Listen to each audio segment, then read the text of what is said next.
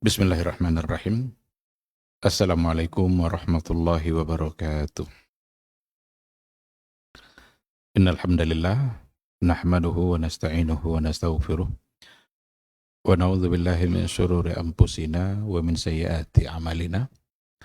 May yahdihillahu fala mudhillalah wa may yudlilhu falan tajida lahu waliyyan mursyida. Asyhadu an la ilaha illallah wahdahu la syarikalah wa asyhadu anna Muhammadan abduhu wa rasuluh la nabiyya wa la rasula ba'dah. Ikhwati fillah, hadirin hadirat, bapak-bapak ibu-ibu yang dimuliakan Allah.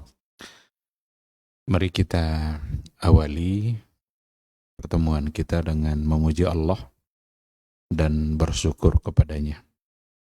Satu-satunya zat yang pantas untuk kita puji.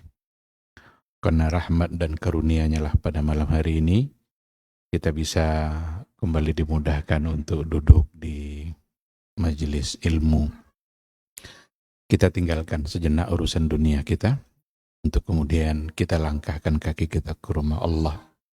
Setiap langkah yang menuju rumah Allah itu dalam hadis Nabi diikutkan oleh doanya para malaikat.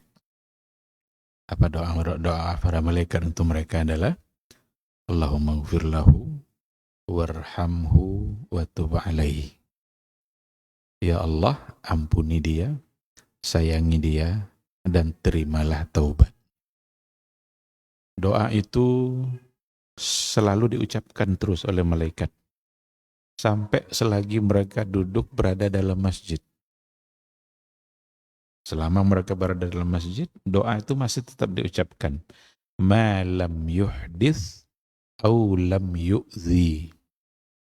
Selama dia belum berhadas, au lam yu'zi.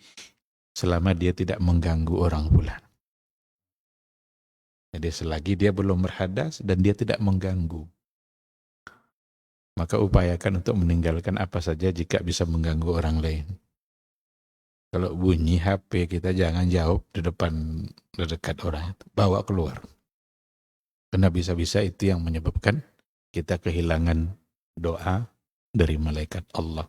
Mudah-mudahan malam hari ini doa itu bisa kita dapatkan. Andaikan doa itu dikabulkan untuk kita, maka yakinlah insya Allah kita akan menjadi orang yang paling berbahagia. Diampuni, disayangi, dan diterima taubatnya. Ikhwati fillah, sebagai umat Nabi Muhammad sallallahu alaihi wasallam, maka banyak-banyak pula lah bersalawat dan bersalam untuk dia yang sangat kita cintai, dia yang sangat kita rindukan. Jujurlah dalam mencintainya, karena cinta kepada Nabi itu cinta yang akan menyelamatkan kita di hari akhir kelak. Kata Rasul dalam hadisnya, anta ma'aman ahbabta. Engkau nanti di hari mahsyar bersama dengan orang yang engkau cintai. Jadi saatnya kita menentukan pilihan nanti mau bersama siapa.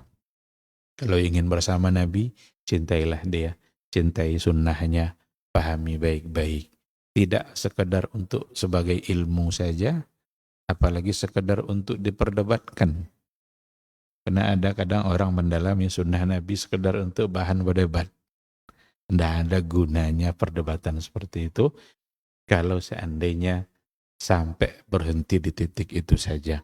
Ilmu mesti dibuktikan dengan amal. Maka pujian-pujian Allah terhadap ahlul ilmi, kalau ada disebut ahlul ilmi oleh Rasul dalam hadisnya, itu yang dimaksud adalah ahlul ilmi al-amil. Ahlul ilmi yang mengamalkan. Ketika Allah mengatakan umpamanya begini, hal yastawil ladzina ya'lamuna wal ladzina la ya'lamun. Apakah sama orang yang berilmu dengan yang tidak berilmu? Pasti tidak sama. Tapi bedanya di mana? Ada pada amal. Andaikan ada orang berilmu, tapi tidak dia amalkan, jangan-jangan lebih parah dari yang tidak berilmu tadi. Yang tidak berilmu dapat uzur di atas ketidaktahuannya. Tahu dia ini haram, lalu ditinggalkannya. Yang ini tidak tahu dia haram tapi dia kerjakan. Yang mana kira-kira yang lebih?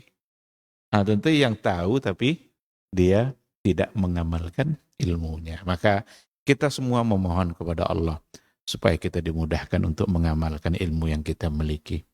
Karena tidak ada satu pun yang bisa kita lakukan untuk diamalkan kecuali kalau Allah yang memang memudahkan kita untuk mengamalkannya.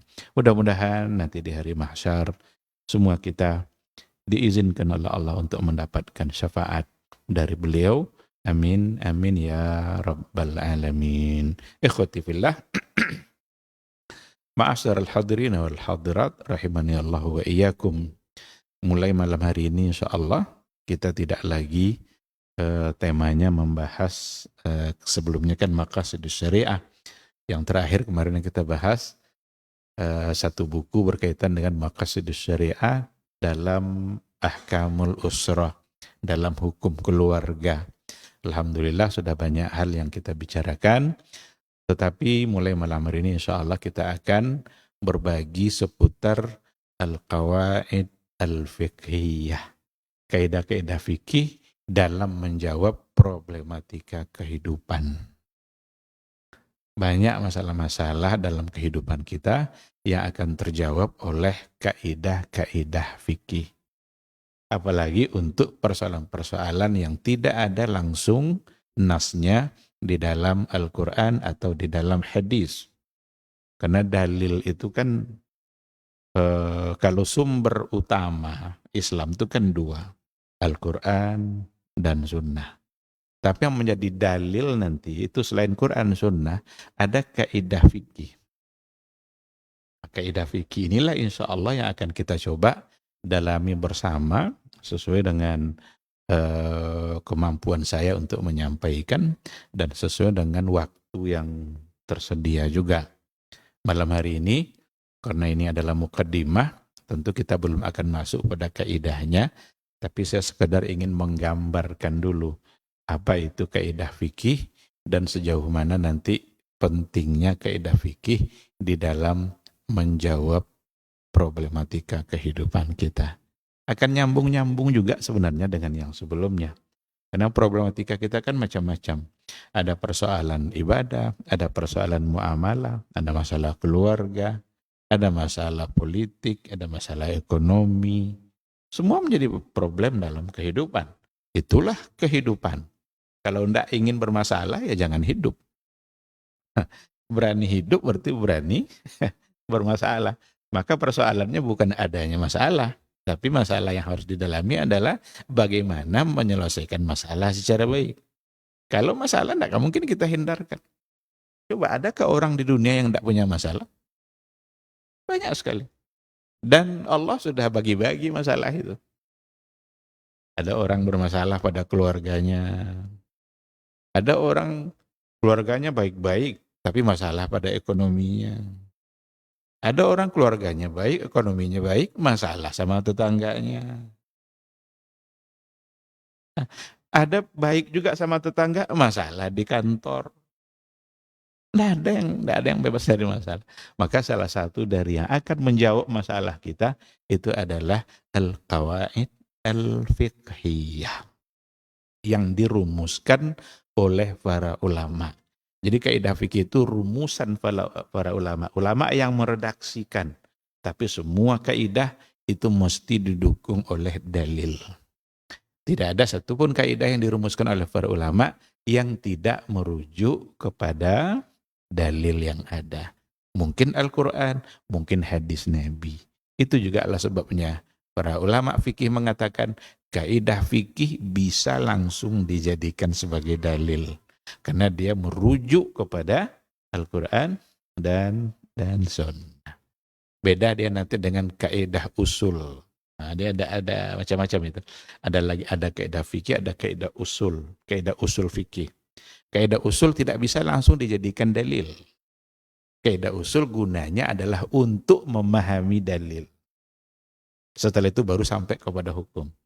Jadi kalau kaidah fikih langsung kepada masalah. Sedangkan kaidah usul, kaidah dalil baru sampai kepada baru sampai kepada hukum. Nah itu nanti nampak oleh kita tergambar insya Allah dari berbagai kaidah yang akan kita coba ambil. Baik, sekarang kita tengok dulu apa arti dari kata al-qawaid al-fiqhiyah. Al-qawaid al-fiqhiyah itu terdiri dari dua kata. Pertama al-qawaid arti jamak dari kata kaidah bahasa kita. Al-fiqhiyah itu nisbat kepada kata fikih. Jadi terdiri dari dua kata, ada kaidah, ada fikih. Al-qaidah itu artinya adalah asas, pondasi.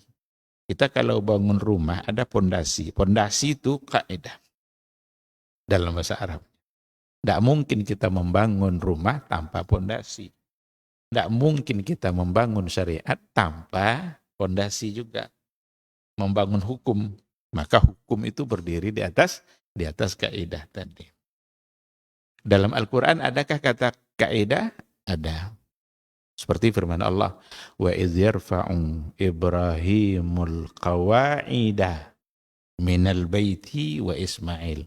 Ketika Nabi Ibrahim dan Nabi Ismail yarfa'u al-qawa'id, meninggikan qawaid, kaidah, berarti pondasi Ka'bah.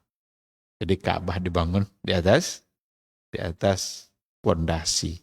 Jadi kata kaidah sendiri ada pada Al-Quran Al-Karim. Sebagaimana kata fikih juga ada pada Al-Quran Al-Karim. Ada ayat-ayatnya. Doa Nabi Musa ketika menghadap Fir'aun, Rabbishrah li sadri wa yassirli amri wahlul 'uqdatam min lisani yafqahu qawli. Fikih di situ, faqiha yafqahu qawli. Lancarkanlah saya berbicara. Nanti lisan saya jangan tilu-tilu saat berbicara. Itu kan doa Nabi. Karena Nabi Musa dulu waktu kecil makan ada roti, ada api, tapi Allah takdirkan dia memilih api. Jadi lidahnya agak sulit berbicara. Maka dia minta kawan, kan tolong kasih saya teman dalam menghadapi Fir'aun. Dikasihlah teman adiknya, namanya Harun, Nabi juga. Nah, dan Nabi Musa memohon supaya nanti dia lancar berbicara. Untuk apa? Yafqahu qawli. Supaya mereka dapat memahami secara baik. Maka fikih itu secara bahasa artinya pemahaman yang mendalam. Makna fikih lebih dalam dari makna faham. Dia faham juga, tapi faham yang mendalam. Itu fikih. Maka ahli agama, ahli fikih itu berarti orang yang paham agama secara detail. Disebut ahli fikih. Tidak disebut ahli paham. Tidak ada ahli paham. Karena kalau paham itu pemahaman dia sekilas saja. Gimana, dari apa roti ini? Ini dari gandum. Itu sekedar paham. Tapi kalau dia tahu ini gandum, cara buatnya begini, takarannya begini, kalau tepungnya sekian mili nanti gulanya sekian, itu fikih. Itu pemahaman yang mendalam. Al-ilmu wal-idrak wal-fahmul amiq. Itu arti dari kata fikih. Bagaimana dia berilmu, mengerti secara mendalam. Itulah makna dari ayat tadi. Seperti, kan kalau alam ini kan bisa bertasbih. Pohon-pohon bisa bertasbih. Tapi kata Allah, walakin la tafqahuna tasbihahum. Tapi kalian la tafqahuna. Kalian tidak akan bisa mengerti secara detail bagaimana mereka bertasbih. Tapi paham tidak kita kalau mereka bertasbih? Paham. Tapi di situ tidak dipakai, tidak dipilih kata paham. Tapi Allah memilih kata fikih. La tafqahuna tasbihahum. Karena kita tidak akan pernah mengerti seperti apa, bagaimana hakikatnya, apa ucapan mereka. Kalau manusia bertasbih kan subhanallah. Kalau hewan gimana? Burung yang mengepakkan sayapnya saat terbang ternyata itu adalah bagian dari tasbih. Tapi kita tidak akan pernah mengerti. Nah, jadi kaidah adalah pondasi, fikih secara bahasa adalah pemahaman, Tapi ada nanti fikih secara istilah syar'inya. Kalau fikih secara istilah syar'inya itu diberikan definisinya oleh para ulama, di antaranya al-ilmu bil ahkamis syar'iyyatil amaliyah al-mustanbatah min adillatiha at-tafsiliyah. Itu fikih, dipahami aja artinya secara baik. Fikih adalah ma'rifatul ahkamis syar'iyyah, mengenali hukum-hukum syar'i yang amali. Kenapa harus ada kata amali? Amali itu amal zahir. Untuk membedakan nanti antara fikih dengan akidah. Karena kalau akidah itu bukan amal zahir. Akidah itu i'tiqad, itu yang ada di keyakinan kita, di hati kita. Kalau amali itu fikih, amal zahir. Salat, puasa, menyembelih. Itu kan amal zahir, akikah. Kalau disebut fikih, maka bahasannya nanti amal-amal zahir. Al-a'mal al-zahirah.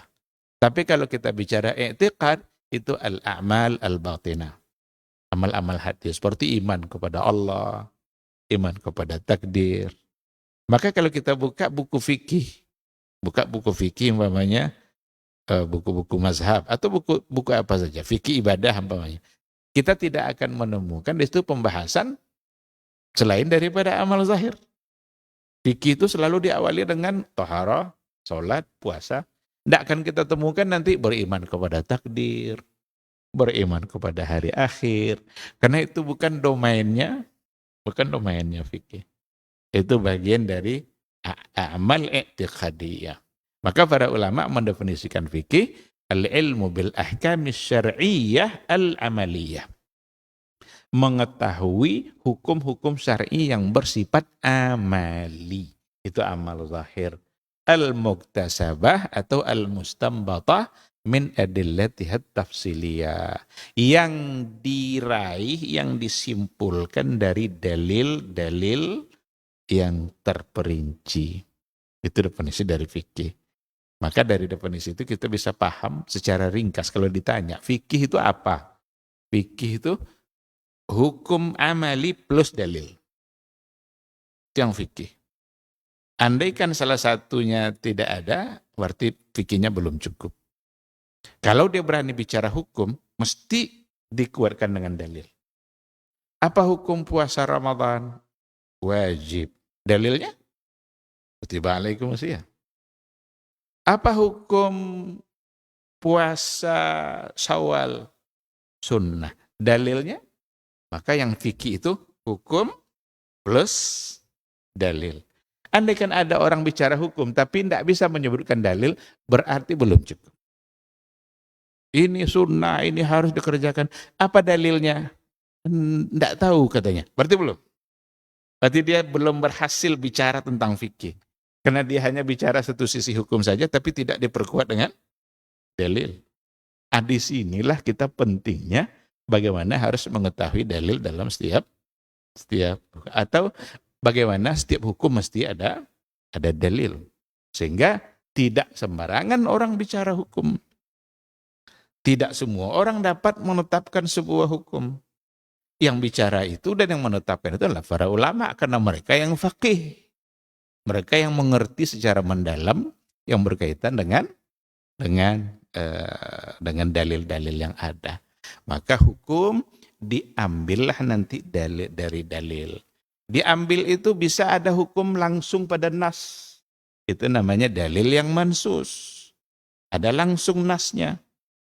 Kutiba alaikumusiyam, diwajibkan berpuasa. Itu dalil yang dalamnya adalah langsung hukum. Itu hukumnya mansus namanya. Ada langsung pada nas. Tapi tidak semua hukum yang langsung nampak pada nas. Ada yang memerlukan upaya untuk mendapatkan hukum dari nas. Itulah nanti yang akan disebut dengan ijtihad. Maka wajibnya puasa itu tidak ijtihad. Itu bukan para ulama yang mengijtihadkan. Karena hukum ada langsung pada nas. Ketika nanti hukum tidak ada langsung pada nas. Tapi nas itu dapat dijadikan dalil. Maka dengan proses ijtihad. Siapa yang melakukan? Al-ulama, al-fuqaha. Kadang-kadang ada ayatnya bicara tentang sejarah. Tetapi para ulama karena keahlian yang dia miliki, meskipun bicara sejarah, tapi ada hukum yang bisa dia ambil. Karena keahlian dia, karena memang dia diberikan kemampuan. Imam Syafi'i, Imam Abu Hanifah, itu orang-orang yang diberikan kemampuan oleh Allah, diberikan kecerdasan yang luar biasa. Jadi malakah fikhiyahnya itu memang sudah seperti itu. Allah takdirkan sebagai orang yang cerdas. Ada orang yang nanti baru punya kemampuan ketika dilatih. Ketika dilatih terus, dilatih, akhirnya sampai pada tahap itu. Tapi apapun yang jelas ada yang namanya ijtihad. Saya ingin berikan satu contoh sebelum kita masuk pada kaidah fikihnya. Imam Ibnul Arabi itu dalam kitab Ahkamul Quran itu mengambil satu hukum tapi ayatnya ayat sejarah. Apa ayat sejarahnya? Itu kisahnya Ashabul Kahfi yang tidur 309 tahun. Tidur 309 tahun, coba bayangkan. Bagaimana mereka merasakan? Ketika mereka terbangun, mereka mengira tidur hanya sehari atau setengah hari. Karena dimulai tidur di waktu duha, terbangun di waktu sore. Rupanya sudah 309 tahun. Semua merasa kelaparan. Diutuslah satu ke pasar untuk berbelanja. Untuk membeli makanan. Satu untuk beli makanan. Tapi halal untuk bersama. Dari ayat tadi itu, apa kata Ibnul Arabi, diambil hukum oleh beliau, dari ayat itu dapat kita simpulkan sebuah hukum, boleh untuk mewakilkan orang lain dalam bertransaksi. Orang yang bertransaksi, tapi barang jadi milik kita. Boleh enggak? Berdasarkan ayat tadi, boleh. Karena satu yang ke pasar, tapi makanan halal untuk semua. Berarti kan wakil. Itu namanya taukil fil wilayah. Mewakilkan seseorang dalam berakad. Ini dikembangkan dalam ekonomi Islam sekarang. Boleh enggak kita membeli barang pakai nama orang lain? Kita mau beli motor, kredit belum lunas, bank enggak mau pakai. Sekarang kita pakai nama orang lain, tapi motor untuk kita. Berarti menggunakan nama orang lain untuk barang akan menjadi milik kita. Dikembangkan sampai seperti itu. Bahkan dikembangkan dalam hukum keluarga. Kalau dalam akad jual beli boleh diwakilkan, sekarang akad nikah boleh enggak diwakilkan? Wali. Wali ketika dia tidak bisa. Abu Hanifah mencontohkan taukil itu seperti kalau walinya dalam penjara, tidak diizinkan keluar. Sekarang boleh tidak diwakil sama orang lain? Para ulama mengatakan boleh mewakilkan wali. Nah sekarang boleh tidak mewakilkan calon pengantin laki-laki? Kalau tadi kan wali nih, sekarang calon pengantin laki-lakinya.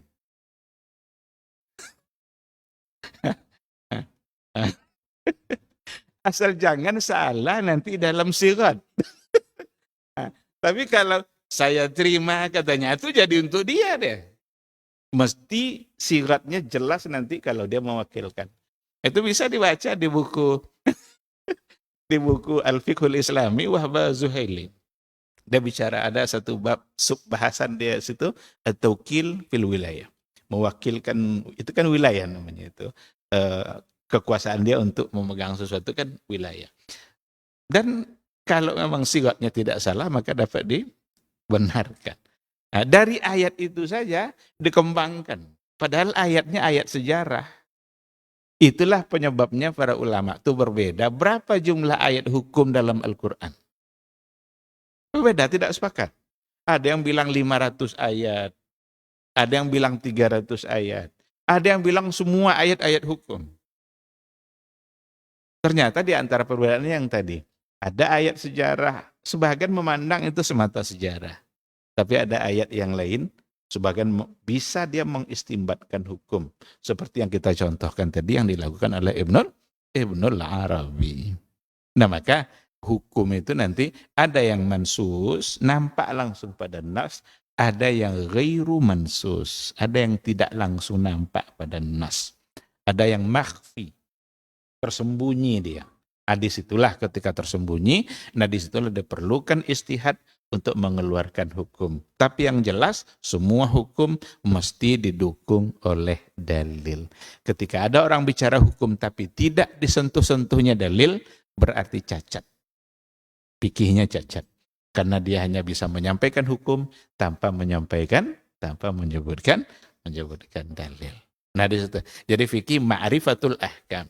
Ada dua kata yang digunakan oleh para ulama. Ada al-ilmu bil ahkam, ada ma'rifatul ahkam. Kalau al-ilmu itu kan kata ilmu, mengetahui. Kalau ma'rifah kan mengetahui juga, ma'rifatul ilmi. Ternyata para ulama membedakan makna al-ilmu dengan ma'rifah. Kalau disebut al-ilmu, itu bisa sampai ke tahap mimbabil yakin. Tapi kalau ma'rifah, dia tidak sampai tahap mimbabil yakin, tapi mimbabil zon. Itulah sebabnya kita tidak boleh mensifati Allah dengan ma'rifah. Kita hanya boleh mensifati Allah dengan ilmu. Kita boleh mengatakan Allahu a'lam. Karena ilmu Allah semuanya yakini. Tidak boleh kita bilang Allahu a'raf. Atau ya'rifullah, tidak boleh. Kalau ya'lamullah, boleh. Allah mengetahui. Padahal maknanya sama. Cuma dilalah lafaznya yang berbeda. Begitu dikatakan oleh ahli lugh. Namun ketika definisi fikih, ada yang pakai ilmu, ada yang pakai ma'rifah, dua-duanya dapat diterima karena di antara hukum fikih ada yang sampai ke tingkat qat'i, ada di antara hukum fikih yang memang tidak sampai ke tingkat yakin karena hasil istihad. Kalaulah semua fikih itu adalah mimbabil yakin, niscaya tidak akan ada terjadi ikhtilaf di kalangan para ulama.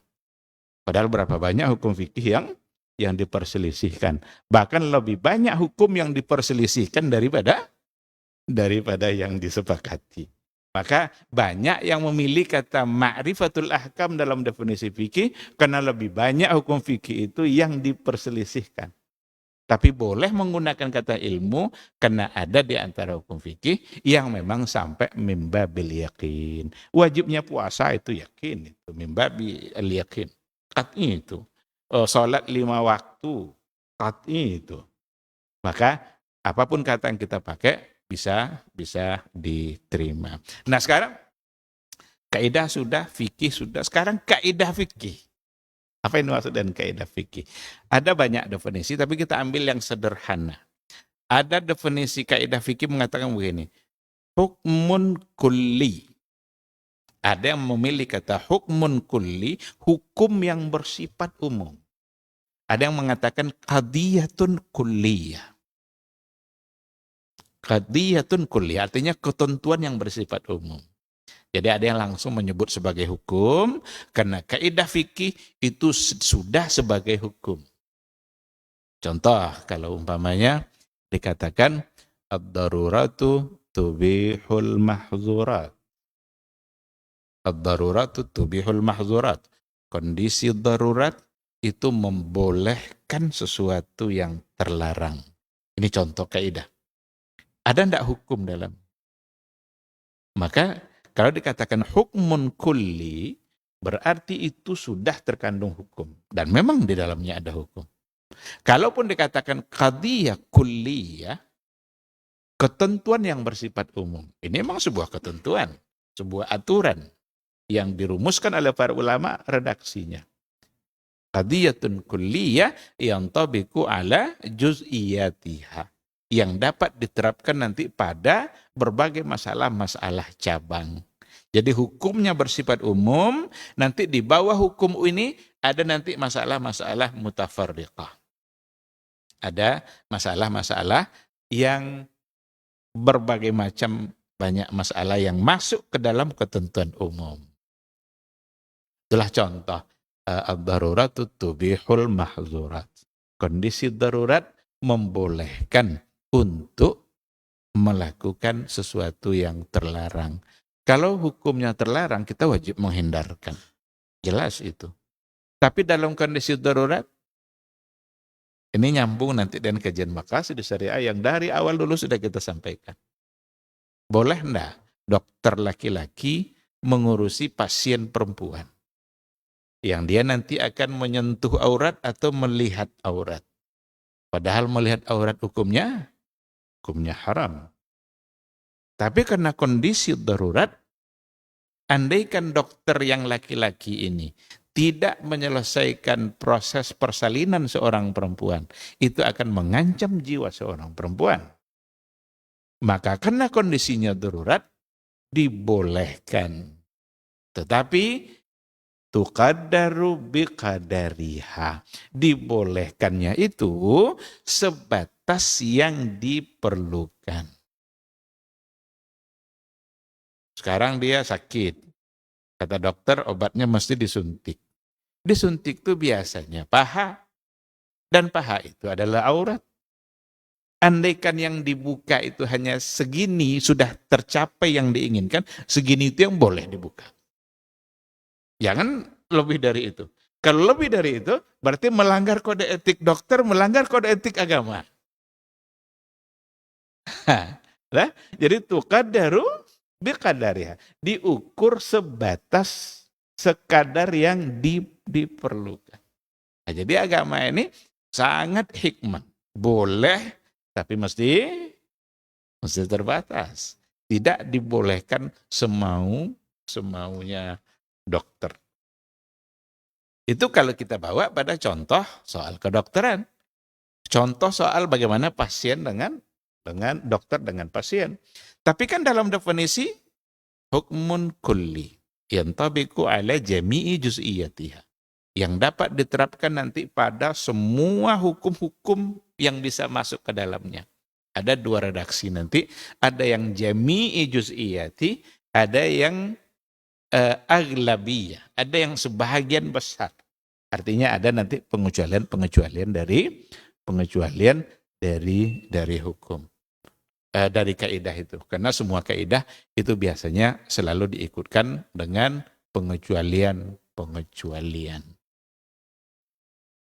Dia tidak punya makanan apapun, tapi kondisi sedang mengancam. Berarti darurat. Karena darurat itu artinya adalah mengancam jiwa. Tetapi ada sesuatu yang haram yang dapat dia lakukan. Umpamanya dia harus makan, kalau enggak mengancam jiwa dia. Tapi ada makanan, cuma makanan ini haram. Untuk menyelamatkan jiwa dia. Apakah dibolehkan untuk memakannya? Tubihul mahzur. Dibolehkan. Makanlah itu yang haram tadi, sekedar untuk menyelamatkan dirinya. Jangan lebih. Umpamanya dia di hutan, siang nih, bawalah langsung untuk malam gitu. Siapa tahu malam nanti itu enggak bisa. Karena yang dibolehkan hanya sekedar untuk menyelamatkan sekarang. Malam nanti itu nanti lagi.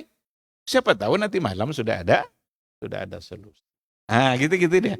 Tapi ada satu pertanyaan untuk mengakhiri pertemuan kita sebelum azan. Kan kalau ada kondisi darurat, itu bolehkah atau wajib mengambilnya? Kan tadi dibolehkan. Nah, bolehkah atau wajib dia mengambilnya? Kalau tidak dia ambil nanti berdosakah dia? Nah, jawabannya insya Allah setelah kita salat Isya. Karena waktu Isya sudah masuk. Kita tutup sementara. Subhanakallah wa bihamdika. Asyhadu an la ilaha illa anta astaghfiruka wa atubu ilaik. Wassalamualaikum warahmatullahi wabarakatuh.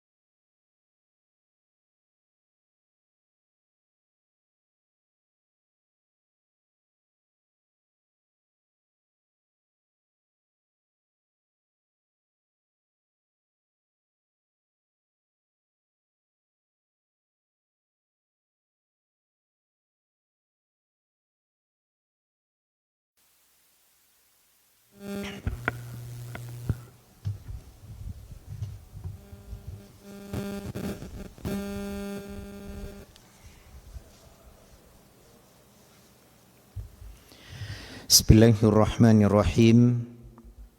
Ma'asyiral ikhwah wal ahibbah, Bapak Ibu, saudara-saudari kaum muslimin dan muslimat, para mu'takifin dan mu'takifat, para hadirin jamaah Masjid Al-Ittihad, para musyahidin dan musyahidat, para pemirsa kaum muslimin dimanapun antum berada, rahimani wa rahimakumullah ajmain. Assalamualaikum warahmatullahi wabarakatuh. Alhamdulillahi rabbil alamin, wa bihi nasta'inu wahdahu ala umurid dunya waddin. Ashhadu an la ilaha illallah al-malikul haqqul mubin, wa ashhadu anna Muhammadan abduhu wa rasuluh sadiqul wa'dil amin, sallallahu alaihi wa ala alihi wa ashabihi wa ala man tabi'ahum bi ihsanin ila yaumiddin. Amma ba'du. Allahumma la ilma lana illa ma 'allamtana fa'allimna ma yanfa'una wanfa'na bima 'allamtana wa zidna ilma. Allahumma inna nas'aluka ilman nafi'a wa rizqan thayyiba wa amalan mutaqabbala. Allahumma zidna ilman wa imana wa fahman wa yakina. Allahumma ij'al amalana kullahu salihah waj'alhu liwajhika khalisa wa la taj'al fihi li ahadin ghairaka syai'a. Ma'asyiral kiram, Bapak Ibu, saudara-saudari kaum muslimin dan muslimat, jamaah yang dimuliakan oleh Allah tabaraka wa ta'ala. Allah Jalla Jalaluhu telah memudahkan kita pada pertemuan di petang Selasa untuk mempelajari as-sifatus sadisah, sifat yang keenam dari sifat-sifat ibadur rahman yang Allah tabaraka wa ta'ala sebutkan di dalam surat Al-Furqan. Pada pertemuan terakhir, Allah tabaraka wa ta'ala telah memudahkan kita ma'asyiral muslimin mempelajari salah satu sifat mulia yang dimiliki oleh ibadur rahman.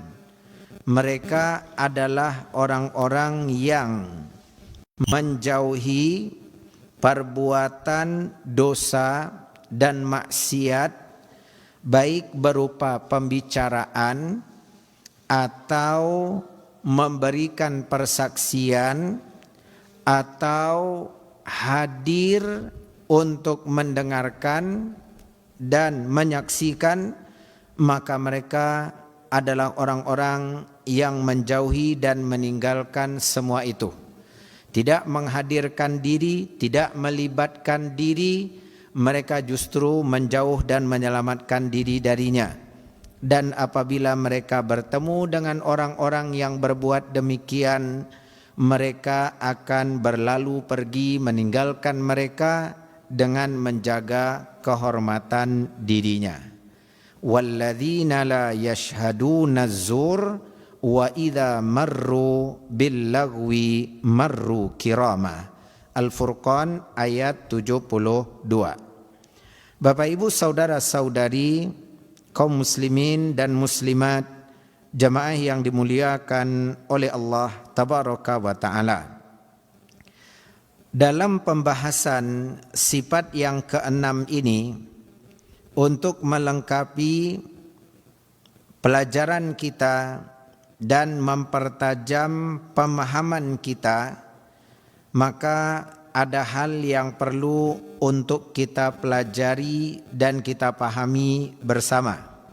Ma'asyiral muslimin, jamaah yang dimuliakan oleh Allah tabaraka wa ta'ala.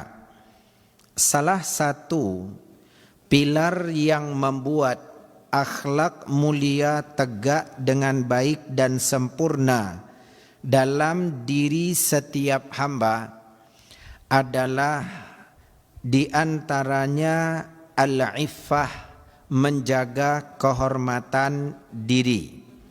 Jadi ketika kita ingin kita itu dapat beradab, berakhlak, kita dapat bermuamalah dengan baik dengan siapapun kita berinteraksi dengannya, maka perkara ini tidak boleh kita ketepikan atau tidak boleh kita tinggalkan.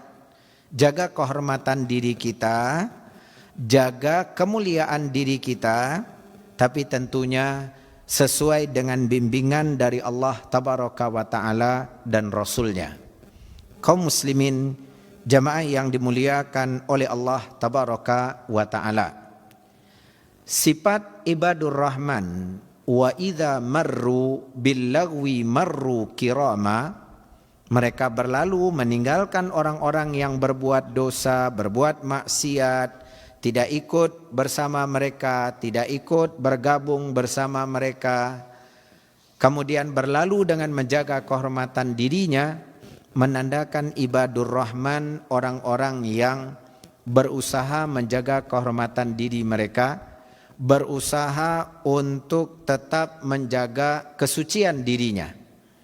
Kaum muslimin, iffah disebutkan oleh para ulama adalah kehormatan diri. Jadi ketika seseorang benar-benar ingin memiliki iffah, kehormatan diri, dia harus pelihara dan dia harus menjaganya. Secara bahasa, iffah itu adalah al-kaf, menahan, menjaga anil haram, dari perkara yang diharamkan. Ini secara bahasa. Ketika kita ingin mendapatkan iffah, ya kehormatan diri, maka tuntutannya bagi kita harus meninggalkan perkara yang diharamkan. Maknanya perkara yang diharamkan itu menyebabkan kita kehilangan kehormatan diri, membuat kita memberikan kepada diri ini kehinaan dan kerendahan. Yakinlah, maksiat dan dosa apapun bentuknya akan mengurangi atau kalau tidak menghilangkan kehormatan diri kita. Di hadapan Allah kita menjadi sosok yang rendah, yang hina.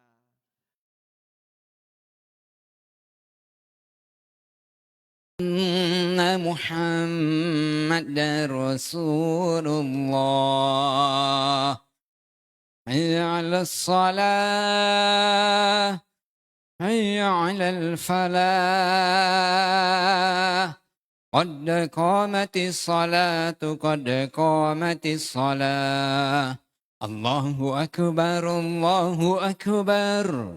La ilaha illallah.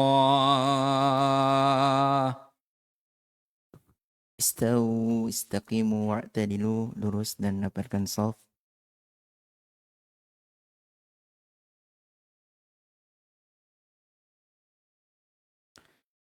Allahu Akbar.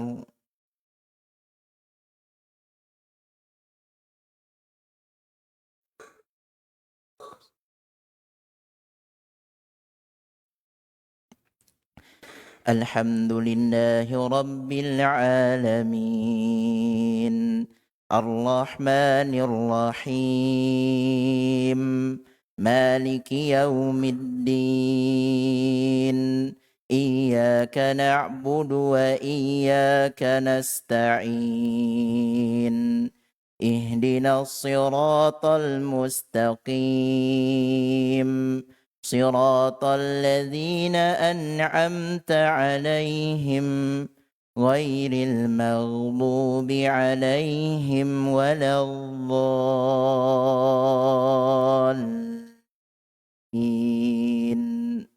آمين.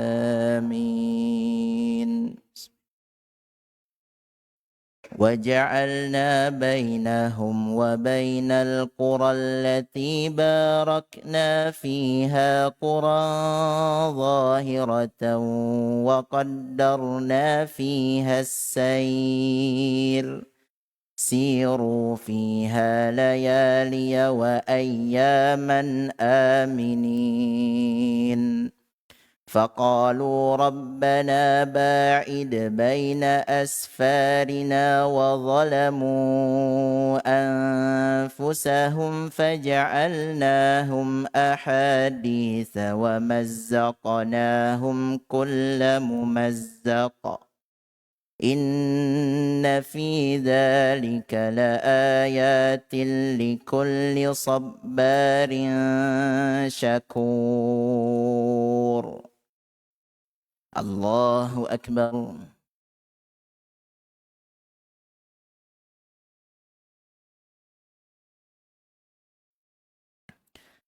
سمع الله لمن حمده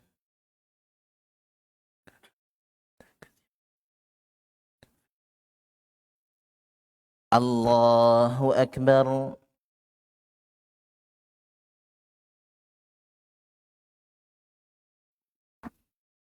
الله أكبر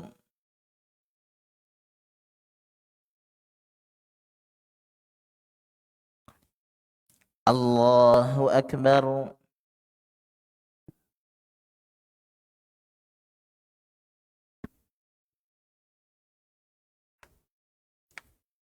الله أكبر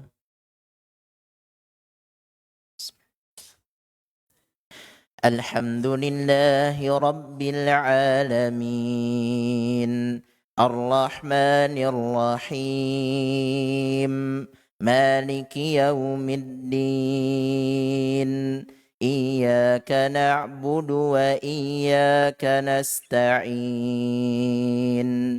اهدنا الصراط المستقيم صراط الذين أنعمت عليهم غير المغضوب عليهم ولا الضالين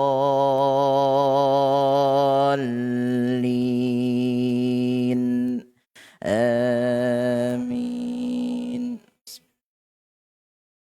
ولقد صدق عليهم إبليس ظنه فاتبعوه إلا فريقا من المؤمنين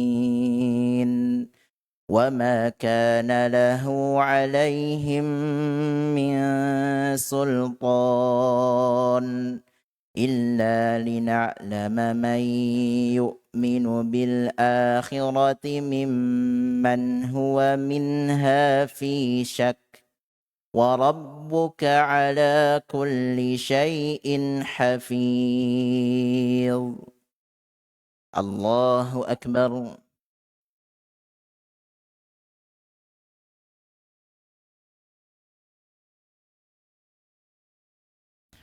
سمع الله لمن حمده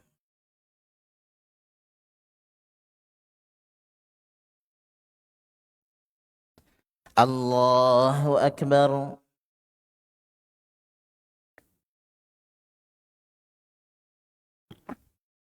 الله أكبر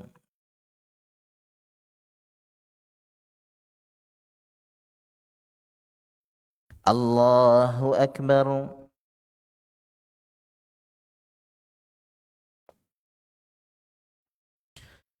الله أكبر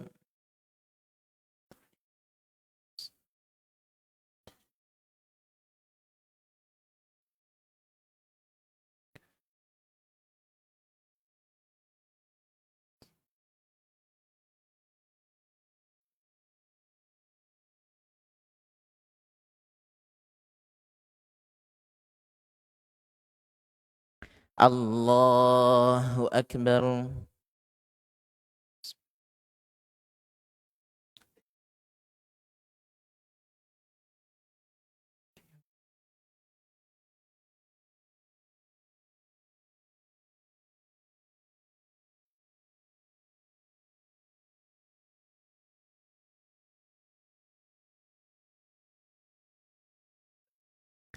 الله أكبر.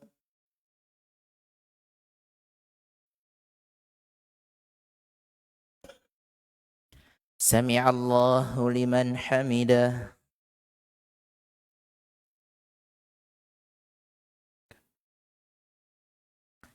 الله أكبر.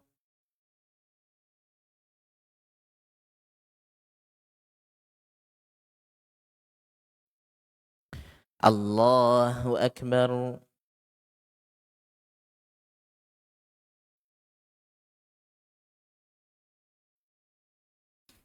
الله أكبر.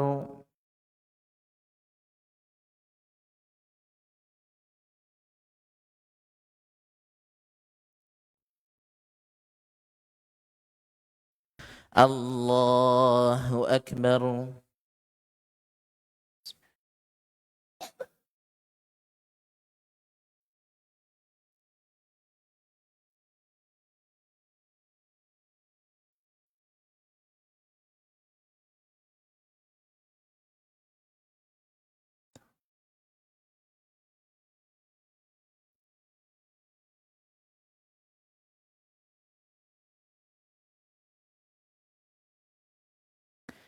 الله أكبر.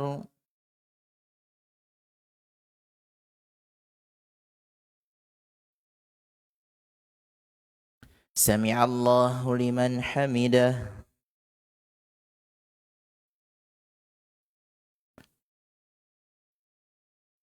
الله أكبر.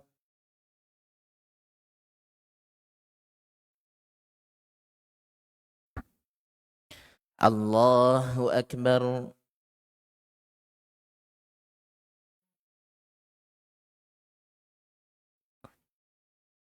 الله أكبر.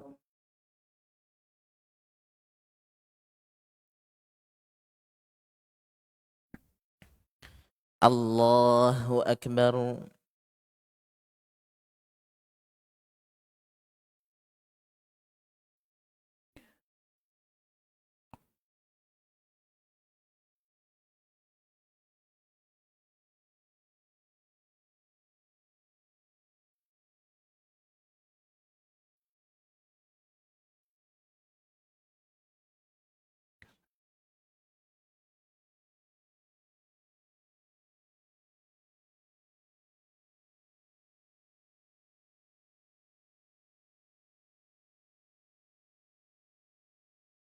السلام عليكم ورحمة الله. السلام عليكم ورحمة الله.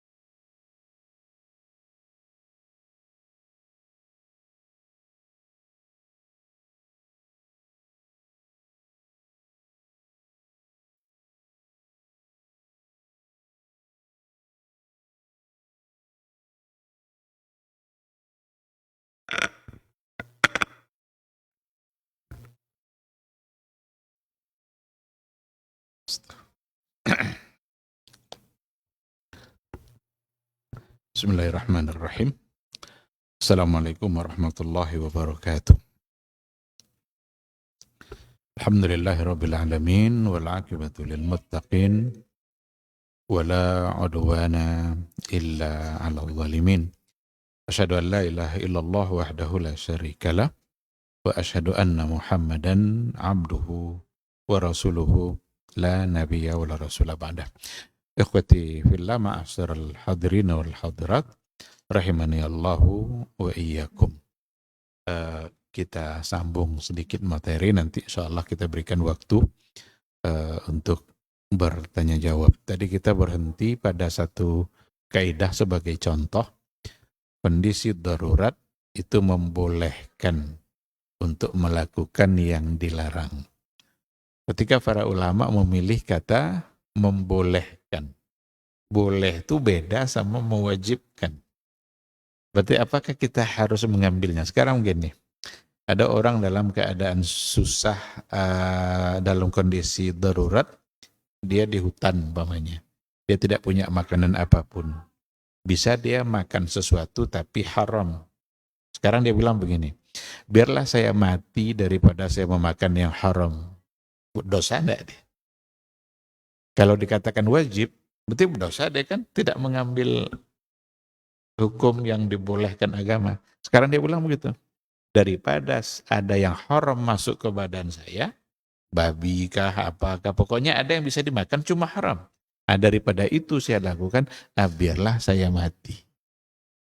Nah, kira-kira apakah sikap dia seperti itu salah? Maka para ulama memilih kata membolehkan. Berarti ada keringanan bagi dia, tapi bukan mewajibkan. Nanti ada hal yang barangkali menjadi pertimbangan. Itu masuk kepada fikih muwazanah istilahnya. Andaikan dia memilih untuk tidak mengambil, lalu yang akan terjadi mudaratnya lebih besar, maka tentu bagi dia akan mengambilnya. Andaikan seorang perempuan umpamanya, daripada aurat saya nampak oleh dokter laki-laki, biarlah saya mati dalam melahirkan. Mungkin enggak dia mengatakan seperti itu? Berarti kan ada nanti, coba kalau anaknya lahir lalu dia mati gimana? Akan ada kondisi-kondisi yang memang darurat itu akan memunculkan mafsadah. Nah, kalau itu yang terjadi, maka tentu dia memang sebaiknya bisa mengambil karena Allah memang sudah membolehkan. Namun kalau tidak ada konsekuensi apapun, ya bukan sebagai sebuah kewajiban, maka kaidah itu bunyinya tubihul mahzurat, membolehkan. Maka dulu Ammar ibn Yasir sekeluarga, ada 3 orang. Ammar ayahnya, Sumayyah ibunya, Yasir ayahnya, Ammar anaknya, Sumayyah ibunya. Itu kan dalam ancaman, dibunuh kalau tidak mau mengucapkan lafaz kufur. Yasir lebih memilih mati. Sumayyah lebih memilih mati. Kalaulah wajib untuk mengambil yang tadi itu, tentu mereka akan semua mengucapkan lafaz kufur. Yang mengambil keringanannya adalah Ammar. Maka diucapkan oleh Ammar lafaz kufur, akhirnya dia selamat dari ancaman kafir jahiliyah itu. Tapi sambil menangis, datang dia menemui Rasulullah Sallallahu Alaihi Wasallam. Ya Rasulullah, saya terlanjur mengucapkan lafaz kufur, tapi itu hanya sekedar untuk menyelamatkan nyawa saya saja. Hatinya tidak, hanya lisan. Maka turunlah ayat ketika itu kan, illa man ukriha wa qalbuhu mutmainnun bil iman. Jadi orang-orang yang kafir, kecuali orang yang dalam keadaan terpaksa untuk mengucapkan kufur itu, wa qalbuhu mutmainnun bil iman, dan hatinya tetap tenang dalam keimanan.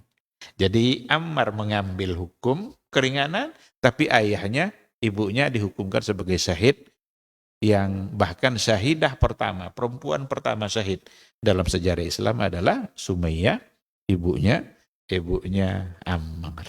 Nah, di sini yang menandakan bahwa dia bukan sebagai sebuah kewajiban, tapi boleh.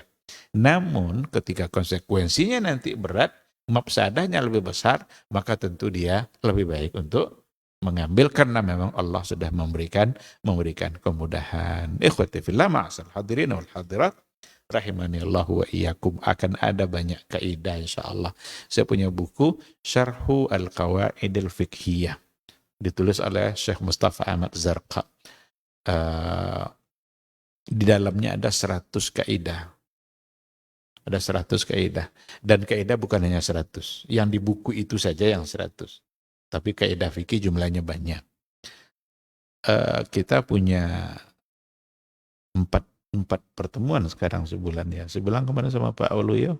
Nggak usah Pak Waluyo, nanti bosan pula. Cuma itu 4 kali pula sebulan, saya bilang gitu. Ini sudah keputusan pengurus katanya. Ya kalau udah keputusan, nggak apa-apa lah saya bilang gitu. Maka Bapak-Bapak Ibu nanti jangan sampai bosan. 4 kali kita akan membahas kaidah. Andaikan satu pertemuan satu kaidah, sedangkan di buku itu ada 100 kaidah, maka kita memerlukan 2 tahun. Itu kalau satu kaidah satu pertemuan. Kaidah kita tidak sampai 1 jam. Sementara untuk memberikan rincian penjelasan tentu memerlukan waktu. Oleh karena itu seberapa kita bisa, kalau bisa nanti satu pertemuan kita ambil 1 kaidah, mulai besok insya Allah kita langsung masuk pada kaidah. Nah, maka baru akan selesai buku itu 2 tahun lebih. Karena kalau 12 bulan kurang Ramadan, tinggal 11. 1 bulan ada 4 kaidah. Nah, 40 kaidah atau 44 kaidah 2 tahun belum sampai 100 kaidah. Belum lagi ada kondisi-kondisi yang mungkin Allah tidak mengizinkan kita bermajelis, ada alasan-alasan lain, tapi mudah-mudahan Allah memudahkan kita terus untuk menggali kaidah-kaidah dalam menjawab berbagai masalah dalam kehidupan kita. Kaidah nanti ada terbagi secara garis besar, ada kaidah kubra. Kaidah kubra itu jumlahnya 5. Kenapa disebut kaidah kubra, kaidah induk? Karena yang 5 ini pertama disepakati oleh semua para ulama. Yang kedua dia masuk ke semua bab. Jadi bukan hanya pada bab-bab tertentu. Dari 5 kaidah ini nanti ada turunan-turunannya. Nah, turunannya ini nanti ada yang disepakati, ada yang diperselisihkan. Bahkan dalam setiap mazhab, ada di antara mereka punya kaidah-kaidah khusus yang tidak ada pada mazhab yang lain. Tapi kita selesaikan aja dulu yang 100 itu, yang rata-rata banyak disetujui oleh para ulama. Tapi kalau untuk yang kubra, itu tidak ada satupun mazhab yang menolaknya. Semua setuju, yang 5 tadi. Apa itu? Yang pertama, al-umuru bimaqasidiha. Semua perkara itu ditentukan oleh niatnya. Yang kedua, al-yaqinu la yazulu bisyak. Yang yakin tidak dapat dihilangkan oleh yang ragu. Kalau ketemu sama yakin dan ragu, yakin ambil, ragu tinggalkan. Ragu kita rakaat sholat kita 4 kah atau 3? Yang mana yang kita yakini? Tentu 3, karena 3 lebih dulu. Ambil 3, tambah 1. Sekarang tawaf kita 7 putaran. Pas yang ke-7 kita ragu, ini 7 apa 6? Mungkin tidak terjadi. Lontar jumrah umpamanya. Ini udah 7 apa 6? Apa yang harus kita lakukan? Ada kaidah yang memberikan panduannya. Dan para ulama merumuskan dari hadis-hadis Nabi. Ada nanti al-masyaqqatu tajlibut taysir. Kondisi, kalau tadi darurat, sekarang kondisi sulit mendatangkan kemudahan. Beda nanti masyaqqah sama darurat. Kalau masyaqqah itu sekedar sulit saja. Tapi kalau darurat mengancam jiwa. Nah, ada kaidah lagi, la darara wa la dirar. Ini kaidah bersifat umum, ini hukum umum. La darara wa la dirar. Tidak boleh kita membahayakan diri kita dan tidak boleh membahayakan orang lain. Darar itu mudarat, berarti membahayakan. Tidak boleh melakukan sesuatu yang dapat membahayakan diri sendiri dan orang lain. Ini kan hukmun kulli, hukum yang bersifat umum, mencakup ke dalamnya. Apa saja tidak boleh kita datangkan bahaya. Baik pada diri maupun pada harta atau pada jabatan Ada orang yang iri dengan kawan yang cepat dapat jabatan. Sekarang dia upayakan supaya terhalang dia dalam mengerjakan jabatannya itu. Dilakukan berbagai hal yang membahayakan dia. Apa hukumnya? Ada saingan-saingan yang tidak sehat kadang di kantor. Itu semua akan menjadi terlarang dalam perspektif agama. Karena dia dengan irinya kepada kawannya dengan sebuah jabatan yang dia dapatkan, maka dia melakukan sesuatu yang bisa membahayakan. Padahal kaidah mengatakan la darara wa la dirar. Tidak boleh melakukan sesuatu yang bisa membahayakan diri dan juga orang lain. Nanti akan kita bahas kaidahnya itu insyaallah. Ada lagi al-'adatu muhakkamah. Al-'adatu muhakkamah. Tradisi itu dapat dijadikan sebagai pertimbangan hukum. Jadi tradisi dapat dijadikan sumber untuk menetapkan sebuah hukum.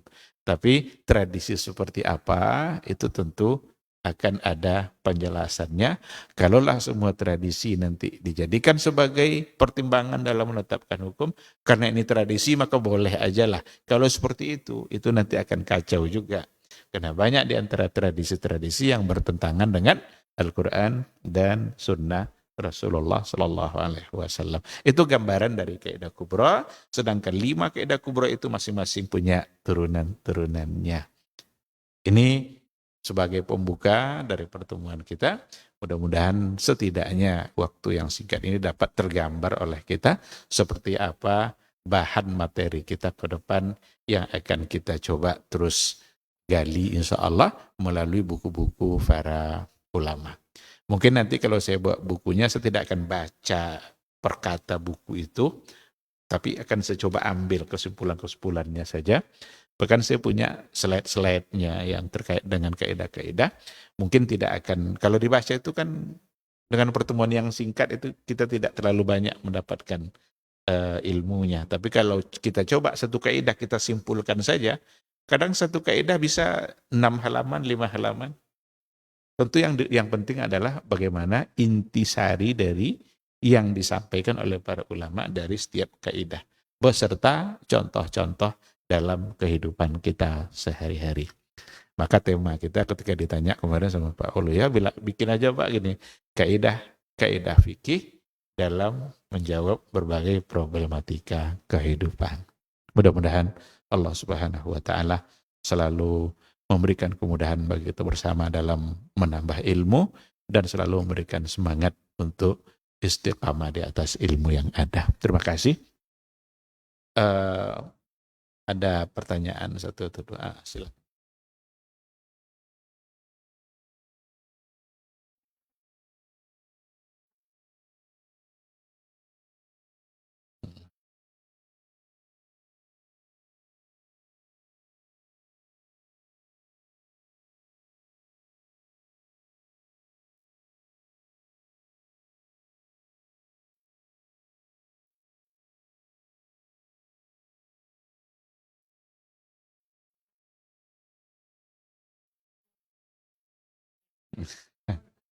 Iya. Kalau kita bicara persoalan musik, perlu kita definisikan musiknya atau syairnya. Kalau musik itu kan alat yang mengeluarkan suara, ada nada yang itu yang bisa melalaikan. Dan Nabi dalam hadis sudah terang mengatakan haram. Akan ada nanti umatku kata Rasul yang akan menghalalkan. Berarti kalau Nabi akan menghalalkan, berarti apa hukum asalnya? Berarti haram kan? Tapi akan ada nanti umatku yang menghalalkan. Mungkin yang menghalalkan tadi berarti bagian dari hadis Nabi tadi, akan ada umatku yang menghalalkan. Itulah yang menghalalkan berarti kan? Itu kebenaran Nabi berarti. Nah, jadi hukumnya sudah terang di situ. Haram kan, terlarang. Nah cuma kalau kita bicara syairnya, bukan soal nadanya, maka ada syair-syair yang di situ dulu didendangkan, dinyanyikan, tapi bukan dengan alat. Di situ yang perlu untuk dibedakan. Maka ketika para ulama mengatakan ada nasyid-nasyid, katanya nasyid-nasyid yang islami. Kalau dikatakan nasyid, berarti syair-syair yang dibacakan yang mungkin saja isinya adalah bisa menambah semangat jihad, kayak yang Tala'al Badru Alaina, itu kan syair-syair.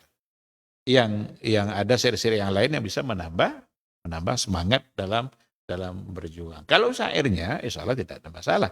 Asalkan enggak pula nanti dilantunkan oleh. Nah, ini kadang enggak pula puas kalau yang melantunkan itu bukan wanita kan. Nah, dan betapa banyak orang yang suka mendengarkan itu, ya wajar lah. Yang haram-haram itu kan disukai kan. Yang ibadah-ibadah ini yang dibenci gitu. Nah, maka kalau untuk alatnya, atrafnya, yang dipukul-pukul, yang dibunyi-bunyikan, itu yang disepakati oleh para ulama, termasuk diantaranya 4 imam mazhab. Walaupun ada sebagian yang cenderung untuk membolehkannya, itu barangkali ya ijtihad dia. Ijtihad kan bisa berbeda, karena dalam hukum fikih kan sering terjadi perbedaan. Nah, seandainya berbeda, tentu kita cari mana yang lebih kuat. Dan untuk menyelamatkan diri kita, ya kita mesti mengambil mana hasil ijtihad yang lebih kuat. Maka kita lebih pantas untuk mengikuti pendapatnya 4 imam mazhab. Di antara yang membolehkan, kan bukankah dulu Rasul juga membolehkan untuk ad-dufuf. Dufuf itu rebana. Rebana itu kan tidak ada irama yang kan tak tutup kan gitu aja kan, tidak ada irama yang betul-betul nada-nada yang membuat kita menjadi terlalaikan itu kan. Dan itu dibolehkan oleh Nabi dalam pesta pernikahan. Tapi yang dibolehkan oleh Nabi itu sendiri tidak seperti yang dibolehkan oleh orang hari ini. Dulu yang dibolehkan siapa? Oleh Nabi. Anak-anak yang menyanyikannya anak-anak, tapi diikutkan oleh suara gendang yang rebana tadi. Dufuf dalam istilah hadis itu. Anak-anak dan atau yang budak-budak. Bukan dilakukan oleh perempuan-perempuan yang sengaja pula dipilih. Tidak pula sembarangan orang yang nyanyi-nyanyi itu kan. Di depan laki-laki. Andaikan dulu ada perempuan, itu untuk perempuan juga. Bukan untuk laki-laki. Maka kebolehan oleh Nabi dulu tidaklah seperti yang dibolehkan secara umum oleh orang hari ini. Walaupun ada kebolehan, memang ada hadisnya. Tapi bukan untuk alat yang diharamkan itu. Yang dibolehkan hanya ad-duf atau ad-dufuf, jamaknya. Anak-anak. Maka dulu itu profesi nyanyi itu profesi para budak. Pada masa Nabi dulu. Dan budak itu kalau sudah profesinya menyanyi itu harganya murah. Harganya lebih murah. Kalau ada orang yang menyesal karena terlanjur membeli budak yang ternyata dia hobinya nyanyi, udah enggak jadi. Jadi orang hari ini kan justru menjadikan itu sebagai profesi yang menggiurkan gitu, yang menjanjikan. Gitu. Jadi gitu dalam persoalan yang itu. Maka kalau kita bicara alat-alatnya, gitar kah, apakah itu jelas ada. Maka imam 4 mazhab kan cenderung untuk mengharamkannya. Ada di antara yang menghalalkan, seperti kalau nggak salah di antaranya Ibnu Hazm. Ibnu Hazm cenderung untuk memilih boleh, dia berbeda dengan 4 imam mazhab, tetapi ya ketika bertentangan antara 4 imam mazhab dengan satu yang Ibnu Hazm, tentu kita lebih pantas untuk mengedepankan yang 4 mazhab. Wallahu subhanahu wa ta'ala a'lam. Gitu. Wallahu a'lam. Apanya? Fatwa. Kaidah fikih itu landasan-landasan dalam berfatwa. Fatwa itu kan ijtihad, ada hukum yang diijtihadkan lalu dipatwakan. Hasil dari ijtihad lalu dipatwakan. Bisa oleh seseorang perorangan, bisa oleh kelompok. Kalau pada masa dulu rata-rata fatwa itu individu. Imam Malik punya fatwa sendiri, Imam Syafi'i punya fatwa sendiri. Jadi fatwa itu dilandaskan nanti kepada dalil. Salah satu dari landasannya ada pada kaidah. Nah, maka kalau ada fatwa, oh ini haram, ini ayatnya, ini hadisnya, ini kaidah. Nah, berarti kaidah bagian dari landasan dalam berfatwa. Karena para ulama tidak mungkin dia memfatwakan satu hukum dengan kosong begitu, kecuali berangkat dari alasan-alasan yang ada. Yang salah satunya ada pada kaidah fikih. Umpama dalam persoalan ekonomi, ada fatwa dalam masalah ekonomi umpamanya. Transaksi jual beli hari ini, apakah halal atau tidak? COD segala macam itu. Nanti akan ada kaidah-kaidah fikih yang berkaitan dengan ekonomi, soal riba, soal tidak riba. Nah, apakah di dalamnya ada unsur riba? Kalau ada, berarti ini kaidah. Bahkan ada di antara kaidah yang diambil dari hadis Nabi. Kaidahnya langsung diambil dari hadis Nabi. Ada hadis namanya kullu qardin jarra manfa'a fahuwa riba. Semua hutang piutang yang di dalamnya terdapat manfaat dari proses hutangnya, maka dia jadi riba. Sekarang dia memberikan hutang kepada sebulan 100 juta. Ini hutang, kan nanti kamu bayar kapan saja. Tapi katanya, tolong nanti sebulan ini ya, kamu antar jemput anak saya sekolah. Gratis. Jadi riba. Berarti manfaatnya karena dia memberikan hutang, tapi dibebankan ini. Yang ini seharusnya kan dia dapat tadi. Berarti kullu qardin jarra manfaat wa riba. Semua hutang. Tapi ada di situ manfaat yang dia dapatkan di luar tadi. Berarti itu bagian dari riba. Itu sudah jadi kaidah. Nah, oleh karena itu fatwa itu keputusan hukum yang diistiakan oleh para ulama, di mana itu didasarkan kepada dalil. Dan salah satu dari landasannya bisa mengacu kepada kaidah fikih. Bisa aja para ulama memfatwakan ini hukumnya haram karena kaidah mengatakan begini. Bisa seperti itu. Andai kan ada nas dalil Quran Sunnah, itu yang didahulukan. Kaidah tinggal mendukung.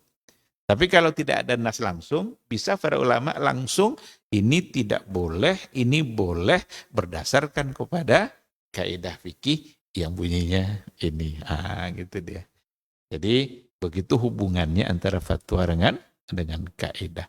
Kaidah melandasi fatwa-fatwa yang disampaikan oleh para ulama. Allahu subhanahu wa ta'ala a'lam. Baik, cukup saya kira sampai di sini untuk malam hari ini. Besok kita coba langsung masuk pada kaidah pertama, al-umuru bimaqasidiha. Segala perkara itu ditentukan oleh niatnya. Apa yang menjadi niat kita, itulah yang akan menentukan. Ada sesuatu yang haram, ada sesuatu yang halal, tapi ada niat yang berbeda, nanti akan kita lihat. Ada orang berhutang, tapi niatnya untuk tidak membayar. Maka dia saat itu mencuri. Dia berhutang nih, boleh pinjam uang enggak? Boleh katanya, nih bawalah. Tapi di hatinya, saya enggak akan bayar. Kata Ibnul Qayyim, itu dia sedang mencuri. Padahal hutang boleh kan? Tapi al-umuru bimaqasidiha. Segala perkara ditentukan oleh niatnya. Karena niatnya untuk tidak membayar, berarti dia sama dengan mencuri. Besok insya Allah kita lihat contoh-contoh dalam kehidupan keseharian, baik pada ibadah maupun pada muamalah. Terima kasih. Semoga majelis kita mendatangkan ilmu dan diberkahi oleh Allah. Subhanakallah bihamdika. Asyhadu an la ilaha illa anta. Astaghfiruka wa atubu ilaik. Wassalamualaikum warahmatullahi wabarakatuh.